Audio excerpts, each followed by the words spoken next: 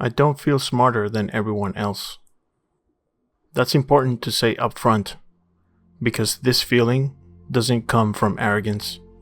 It doesn't come from believing I see something that everyone else is too stupid to notice. If anything, it comes from the opposite place. I feel more tired than I expected. Not physically tired, although that's there too, but mentally and morally exhausted. Tired in a way that feels deeper than disagreement or frustration. Tired in a way that makes you stop scrolling, put the phone down, and just stare at nothing for a second, trying to understand when conversations became so hollow. What I'm experiencing doesn't feel like simple anger. It doesn't feel like sadness either. It feels like moral exhaustion. The kind that builds slowly when you spend too much time watching people perform certainty instead of doing the uncomfortable work of thinking.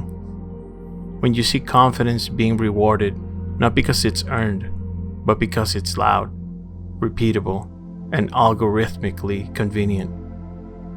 And I think this is the part people think they understand, but they don't. Because we talk about the algorithm like it's a hypnotist, like it's brainwashing people with lies.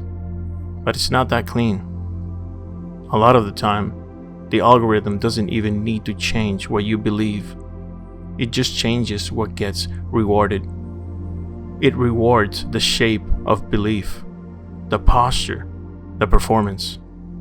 It rewards certainty over curiosity, speed over reflection, a group language over personal language.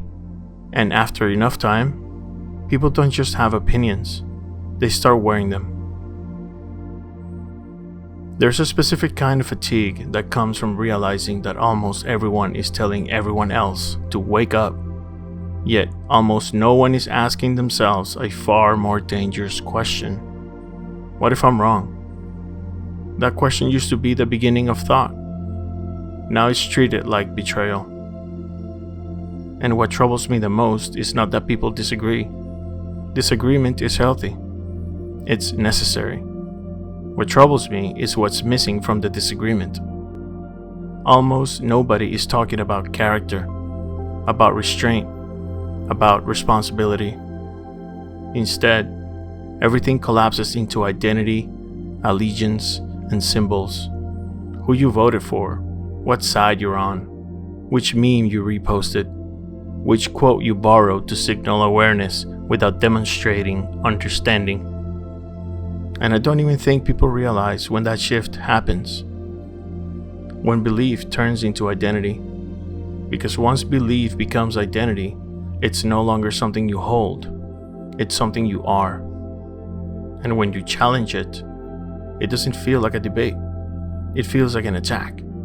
It feels like humiliation, like erasure. That's why people don't ask, what if I'm wrong? Because the real fear isn't being wrong. It's what being wrong would cost them socially, what it would cost them emotionally, what it would cost them inside their own self-image. This isn't political burnout. Political burnout assumes the system is the problem.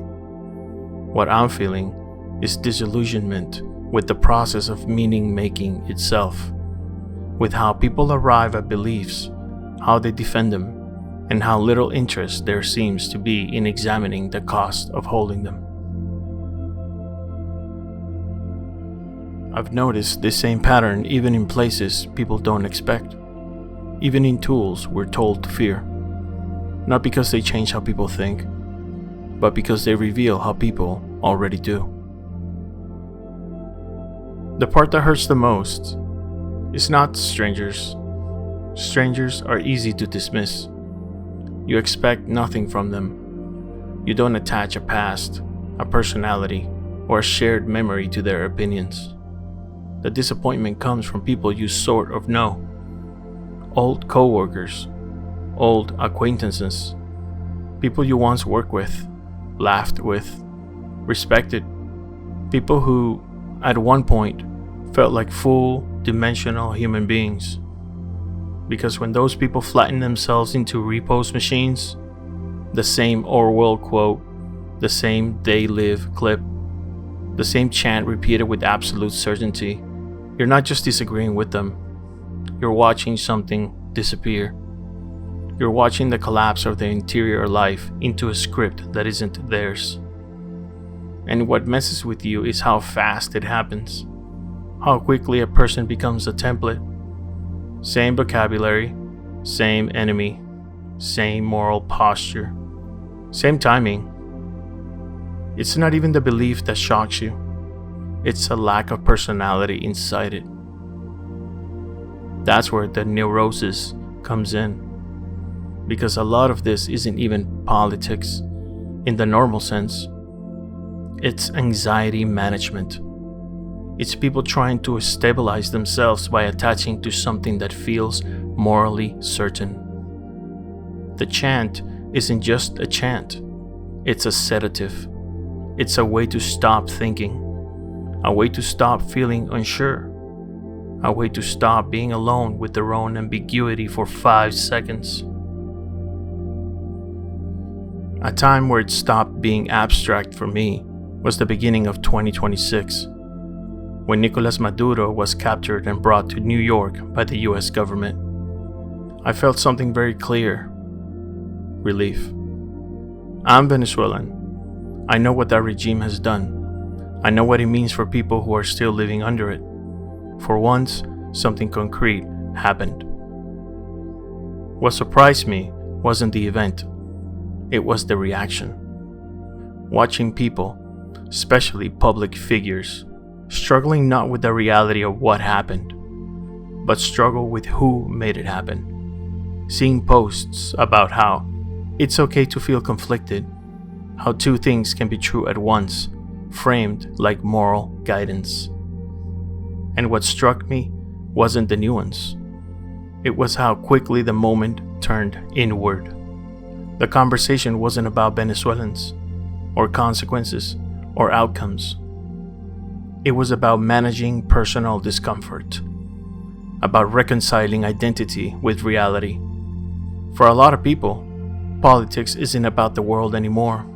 It's about emotional regulation. It's about keeping the self-image intact. About making sure nothing happens that forces a real internal reckoning. Whether people admit it or not, that feels like grief. It's the loss of their interiority, and that is a real loss.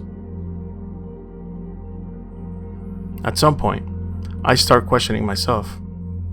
Not in a dramatic way, not as a performance, just as a quiet pause where I ask the questions that don't give instant relief.